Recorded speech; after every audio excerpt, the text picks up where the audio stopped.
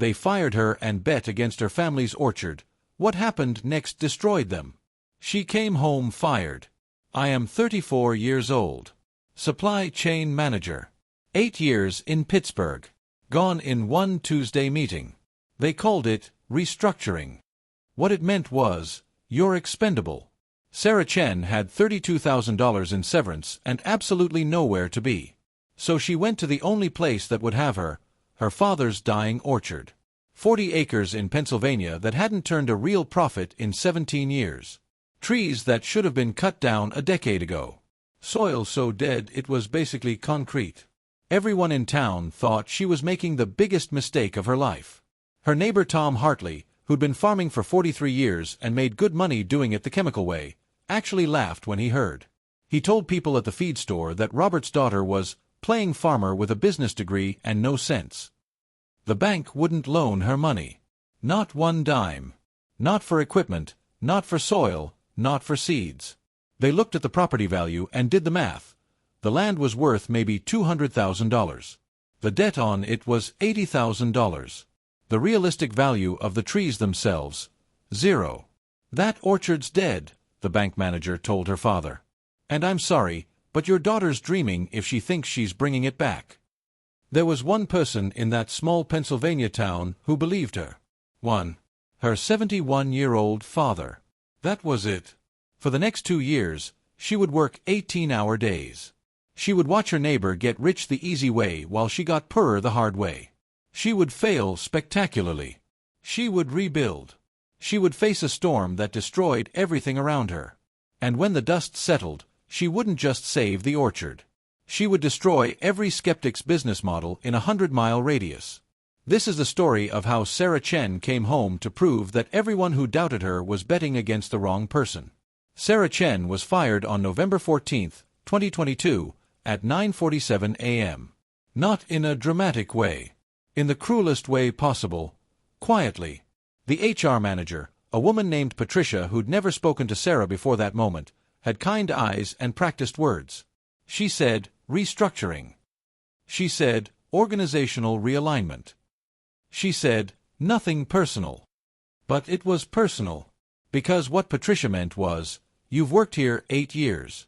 You've optimized 3 supply chains. You've increased efficiency by 34%.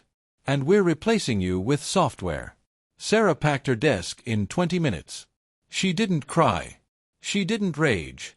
She just sat in her car in the parking garage and felt 8 years of her life compress into the weight of a severance envelope. $23,000. 3 months of health insurance continuation. A reference available upon request. By Thursday, she was driving home to Millbrook, Pennsylvania. Population 3,200. 1 traffic light. A town she'd left at 23, swearing she'd never come back. She came back anyway. Her father, Robert Chen, was in the orchard when she arrived. He was 71 years old. He wore the same Carhartt jacket he'd worn for 8 winters. His name was on property deeds going back to 1971, when his father, William Chen, had bought the first 10 acres with money from the steel mill. When Robert saw Sarah step out of her car, something changed in his face. "You're home," he said. Not a question. She didn't tell him about the layoff that day. Or the next.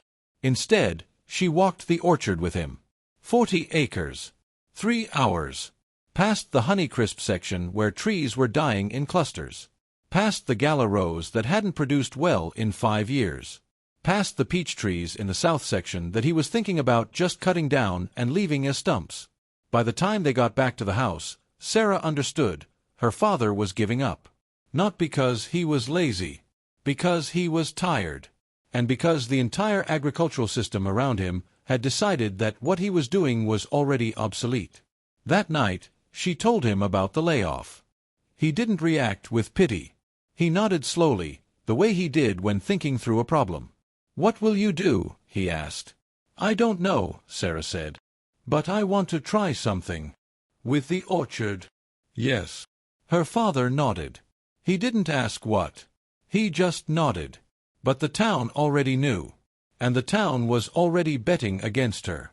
Carol Brewster owned the feed store. She'd owned it for 28 years. The next morning, She called Robert. "Is Sarah staying?" Carol asked. "For now," Robert said. "For how long?" Robert didn't answer. Carol didn't push. But within 2 hours, everyone in Millbrook knew that Robert's daughter had come home after being laid off and was planning to do something with the orchard. The general consensus was, she'll be gone by spring. Tom Hartley said it explicitly. Tom owned the orchard 2 miles down the road. 43 years of farming. $340,000 annual revenue.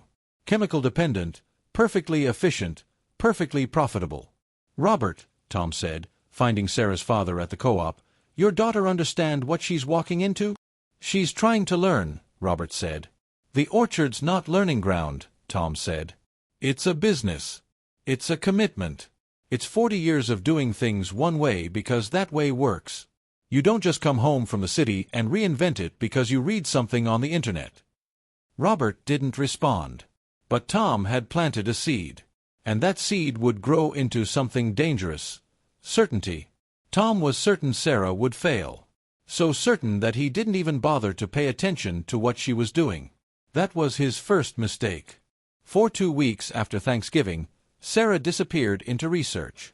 She didn't tell anyone what she was doing. Not her father. Not the neighbors. Not Carol at the feed store. She just went quiet and ordered things. Boxes started arriving at the Chen house. Mycorrhizal fungi. Beneficial nematodes. Fish emulsion. A $340 soil testing kit. A moisture probe.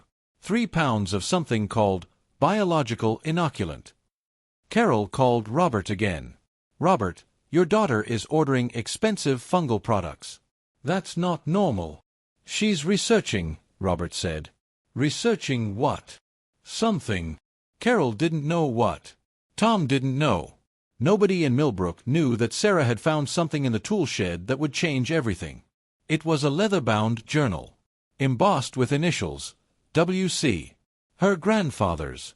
William Chen had written in this journal from 1971 to 1985. 54 pages of meticulous documentation. Every experiment. Every observation. Everything he'd learned about building soil that was actually alive. He called it biological farming.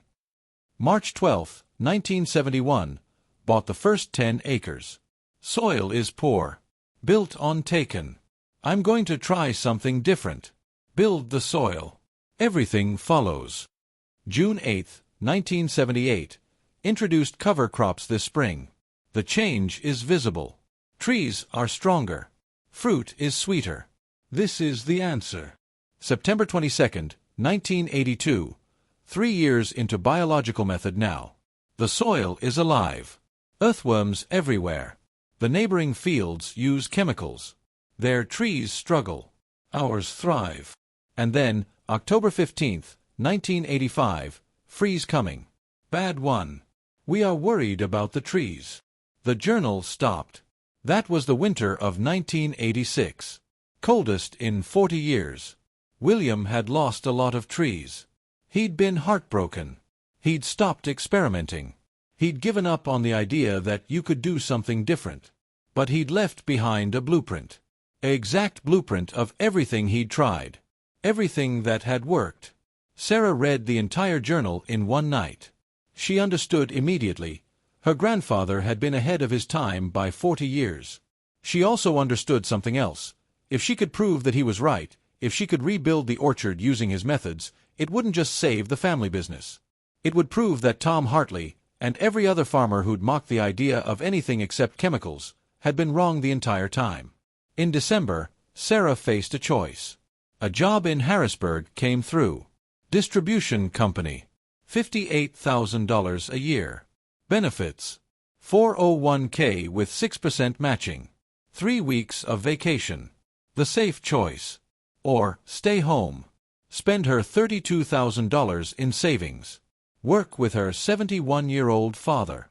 Try to rebuild a dead orchard using methods that nobody else in the region was using. She turned down Harrisburg. Tom Hartley heard about it at the co-op. He told people that Sarah was throwing away her career for a dead investment. He said it loudly enough that Robert heard it through 2 other people. The bank heard about it too. Sarah went to ask about a loan. $80,000 to cover equipment, soil amendment, new trees, irrigation repairs. The loan officer, a man named Derek who'd known the Chen family for 30 years, looked at the application and then looked at Sarah. "I can't loan you this money," he said flatly. "Why not?" The property is collateral for a debt that exceeds its actual value. An $80,000 loan on a $200,000 piece of land sounds reasonable. Except that land is an orchard. And orchards fail. They fail regularly. The bank has policies about agricultural properties. "It's not failing," Sarah said. "It's being revived." "By who?" Derek asked. "You. You have no agricultural experience. No track record. No history of success in this sector." He pushed the application back across the desk. "I'm sorry, Sarah. I really am. But the math doesn't work. Not for us." Sarah left the bank without a loan. With $32,000 in savings. With a 40-acre property that the bank had essentially written off.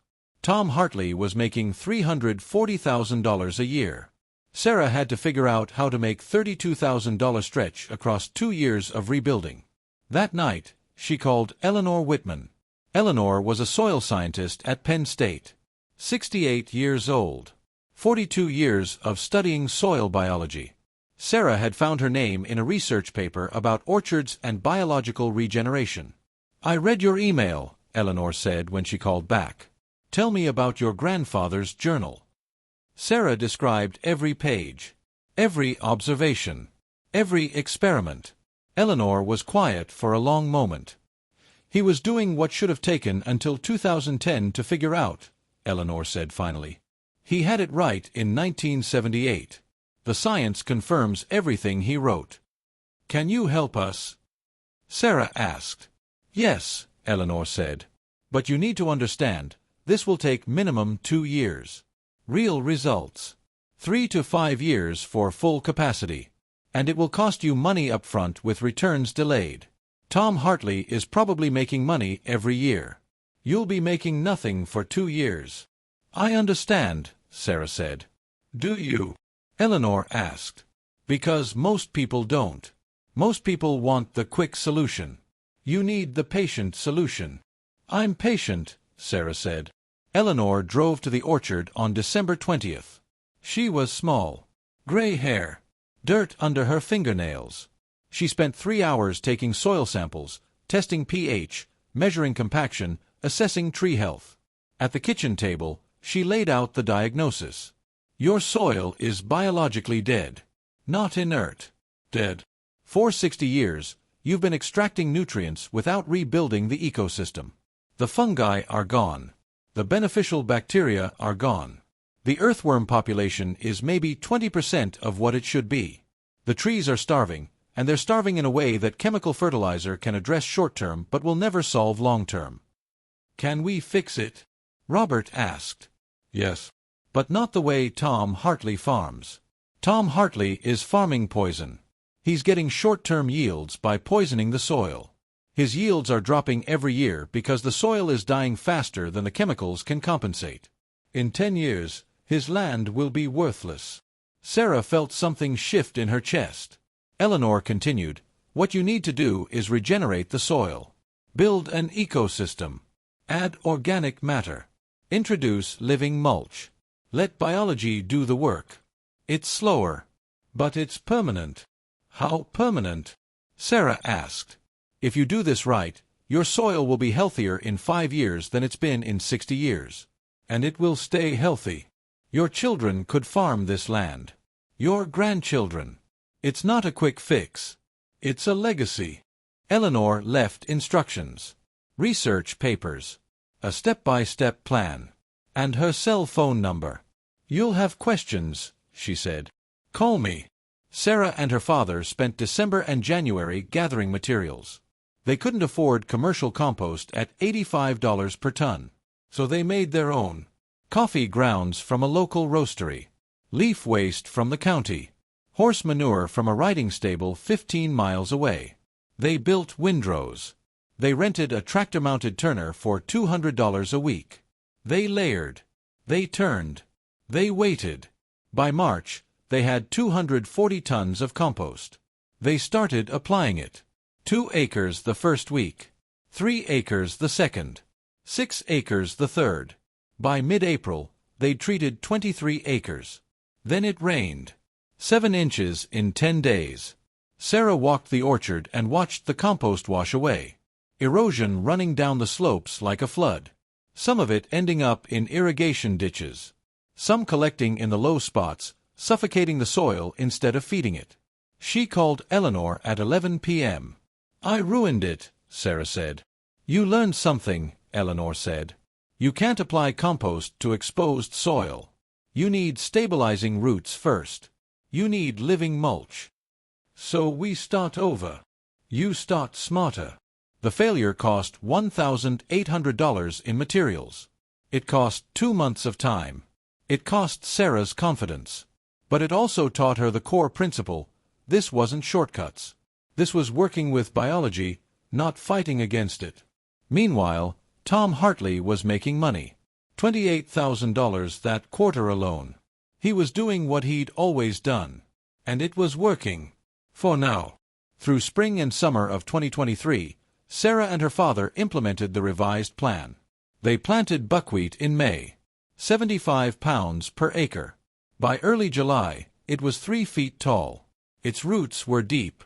It was stabilizing the soil, adding nitrogen, attracting bees. In August, they cut it back. In September, they applied the compost. 3 inches, worked gently in, held in place by the decomposing buckwheat. In October, they planted winter rye. More living mulch. More protection. More biology. Sarah kept meticulous records. Soil samples every month. Soil tests every season. Tree vigor assessments. Growth measurements. By late October, something small happened.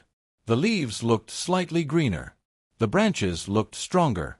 "I think it's working," she told her father. "Too early to tell," he said. But he was smiling. Tom Hartley didn't notice.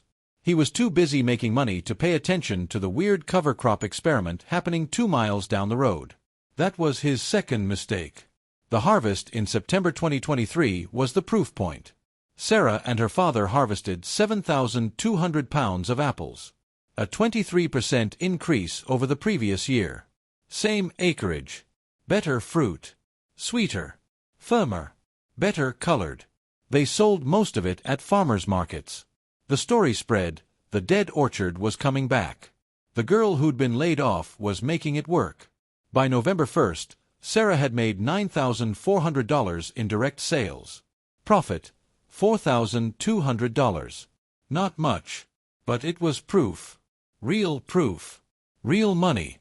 Tom Hartley made $87,000 that fall. He wasn't worried about Sarah's $4,200. He was barely aware of it. But something else was happening that Tom didn't see. The community was starting to pay attention. Carol at the feed store started asking questions about Sarah's methods. Eleanor Whitman gave a presentation at the County Agricultural Extension Office about biological farming. Sarah started getting calls from other small growers who were tired of the chemical treadmill, who were tired of yields dropping despite increasing input costs. Sarah got inquiries from 17 different orchards in the region. She didn't answer most of them. She was too busy working. But the inquiries were there. The interest was there. Tom Hartley didn't know any of this was happening. The following spring was strange. The winter had been mild. Mild enough that early spring temperature swings started damaging trees on chemical farms. The rapid freeze-thaw cycles stress branches. The soil chemistry, all those accumulated pesticides and fertilizers, makes the trees brittle. On Tom's land, early spring damage was significant. On Sarah's land, the trees handled the stress better. The biologically alive soil meant the trees were more resilient. In late October 2023, the news started talking about an active Atlantic hurricane season. Unusually active. 3 major systems potentially tracking north into Pennsylvania. "That doesn't happen," Carol said at the feed store. "Climate's changing," someone else said. Sarah bought storm supplies. She reinforced structures. She checked the irrigation system. She didn't know why, but she felt like something was coming. Something big. It came on November 9, 2023. Not slowly. Not as a warning.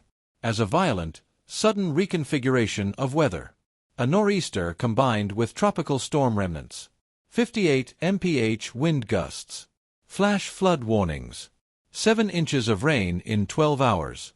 At dawn, Sarah and her father went out. The south section, the part she hadn't yet fully converted to biological farming, was devastated. 13 trees had fallen or split. Another dozen were damaged. The soil itself had eroded. The top 6 inches, exposed and without root systems, had simply washed away. But the north section, the 40 acres where she'd been working for 2 years with cover crops and compost and biological methods, was different. The living root systems had held. The organic matter had absorbed the rain. The trees, stronger from regenerated soil and better nutrition, had withstood the wind. No fallen trees. Some bent branches. 3 trees with damaged limbs. The trees were still standing. Her father stood at the boundary between the 2 sections, looking at devastation on one side, looking at survival on the other. He didn't say anything for a long time. 2 miles down the road, Tom Hartley's orchard was destroyed. 43 trees had fallen. The flooding had run through his chemical-treated soil like water off concrete. The compacted, lifeless soil offered no resistance, no absorbency. His trees, already stressed by the chemical treadmill, had given up. Tom stood in his devastated orchard and watched a decade of profit wash away in 12 hours. Sarah's orchard was intact. Her father's face was a map of understanding. "You were right," Robert said quietly. "Your grandfather was right." By that evening, the story had spread through Millbrook. Sarah Chen's biological orchard had survived the storm. Tom Hartley's chemical orchard had been destroyed. The contrast was impossible to ignore. In January 2024, Tom Hartley came to Sarah's door. He looked 10 years older than he had 3 months before. His hands were shaking. He'd lost 43 trees. He'd lost equipment. He'd lost harvest projections for the next 3 years. The bank was talking about calling his loans. "I need to know what you did," Tom said. There was no defensiveness left. Just exhaustion. Just desperation. Sarah spent 4 hours walking him through everything. The soil biology. The cover crops. The compost. The 2-year timeline. She introduced him to Eleanor. She gave him a copy of her grandfather's journal. "This will take 2 years," she warned. "I know," Tom said. "And I also know what happens if I don't change." By spring 2024, Sarah was consulting with 3 other orchards in the region. By summer, word had spread to neighboring counties. By fall, she had inquiries from 23 different farms. The agricultural newspaper ran a story, "Biological Revolution: How One Woman's Grandfather's Blueprint is Transforming Regional Farming." By December 2024, Sarah had launched a 6-week course on biological soil regeneration. The first class, 8 participants. The waiting list, 12 more. Her father stopped going to the orchard every day. His knees hurt too much. But he went more often now. He'd stand in the rows and watch Sarah work. He'd talk to new growers visiting. He'd read from his father's journal to anyone who'd listen. He knew, Robert would say, tapping a page from 1982. 40 years ago, he knew this was the only way. The second harvest, fall 2024, yielded 8,900 pounds of fruit. Higher quality. Higher price per pound. Profit, $14,200. Tom Hartley spent fall 2024 replanting his orchard. His profit, negative $23,000 in recovery costs. The people who'd laughed at Sarah Chen in 2022 were now calling her to ask for help. Carol Brewster, who'd gossiped about her orders, hired her to consult on the neighboring farm that the feed store partly owned. Derek at the bank, who'd refused to loan her money, had her come speak at a community event about agricultural lending to regenerative projects. And Tom Hartley, who'd mocked her to anyone who'd listen, was in her 6-week course as a paying student, learning what he should have known 40 years earlier. By the end of 2024, Sarah had expanded to 38 productive acres in the north section. The south section was under full conversion. She'd hired Mira, a 22-year-old from town studying agriculture at community college, as her assistant. She was fielding consulting requests from 47 different farms. Her father kept the leather journal displayed in a simple frame in the kitchen, not preserved like an artifact, but used like a manual. A map left by someone who'd cared about the same land, written in a language she was now fluent in. One evening in December 2024, Eleanor Whitman sat on the porch of the Chen house, watching snow fall over the orchard. "Your grandfather's prediction was right," Eleanor said. "Everything followed." "Everything," Sarah agreed. "The trees followed. The harvest followed. The community followed." "And the doubters?" Eleanor asked. Sarah smiled. She didn't answer. She didn't need to.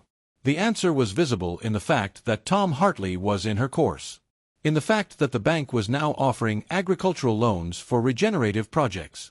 In the fact that her neighbors, who'd written off the Chen orchard in 2022, were now calling her the most successful farmer in the region. "The best thing you can do for your future," Sarah said, "is to build something that outlasts you. My grandfather knew that. I know it now. And soon, they'll all know it." She wasn't talking about apples. She was talking about legacy. About having the courage to listen to voices from the past. About doing the work that nobody else believed in. About being patient when everyone else was rushing. About being right when everyone else was certain they were wrong. She was talking about the quiet power of being willing to come home. The harvest in fall 2025 will bring in $23,000 in profit. The harvest in fall 2026 will bring in $42,000. By 2029, the north section will be producing at full capacity, $89,000 in annual profit from fully regenerated soil. Tom Hartley's farm, if his conversion goes well, will take until 2027 to return to profitability. He'll never regain what he lost. 17 other farms in the region are now following Sarah's model. The soil in the Chen orchard, dead in 2022, biologically inert, given up on by the bank, is now as alive as it was in 1985, when William Chen wrote the last entry in his journal. It took 39 years for the science to catch up. It took Sarah Chen 48 hours to decide to listen. That decision destroyed the certainty of everyone who doubted her.